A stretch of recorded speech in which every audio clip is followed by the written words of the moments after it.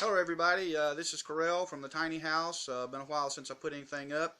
Just been working on other things and haven't had a chance to get something up and anything that was of import.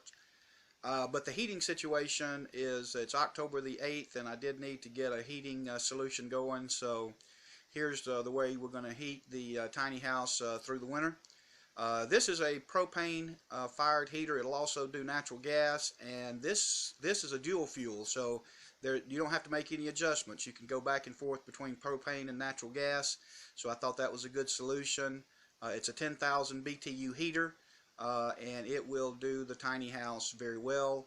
It has a pilot light. It has a thermostat, so it can be left on at night and go on and off to keep a constant heat. But it does burn propane in my application, and it is pretty much a propane hog, so it will burn a good bit of propane depending on how cold it gets.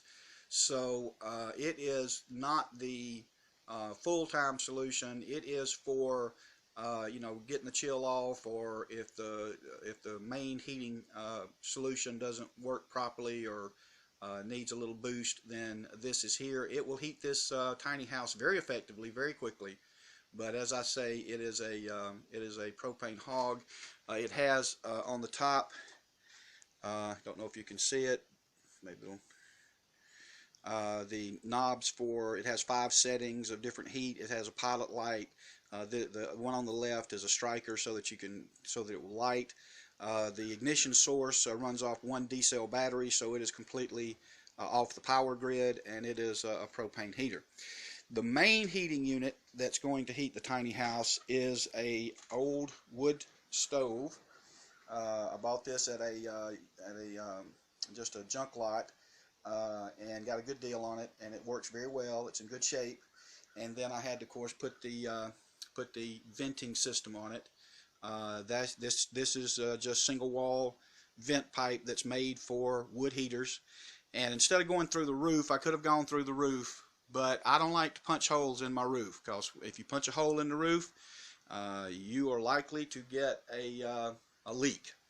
So better to well, that's not focusing very well, but there we go.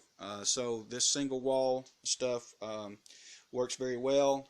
This has the front loading, and it does have 2 eyes on it, where you can actually put cook pots and all. I'll probably put water on there so that it can have a little humidity. This is going to be very dry heat.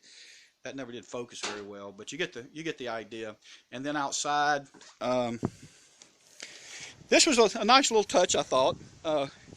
Outside, this is the vent as it goes up, and of course I didn't put it straight just so it'll have that little bit of detail that makes it look like an old cabin type of thing. The vent pipe is a little off a plumb.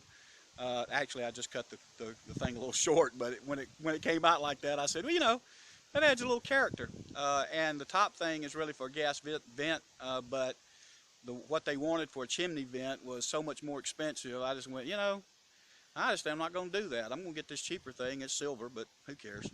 So it does draw very well. I did a little test thing the other day where I just put some cardboard in it, and just to see if it would draw well, and it does. So come on. So anyway, you see the heater here. It has came with a little shovel, and I don't know if you can see it. Oh, can you see my finger? That's for sure. It has the eyes in the top, and it has a little tool here that you use to pick those up when they get hot.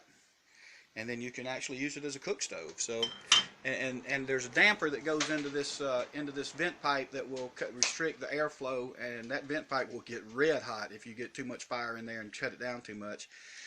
So that's going to be the excuse me. That's going to be the heating element.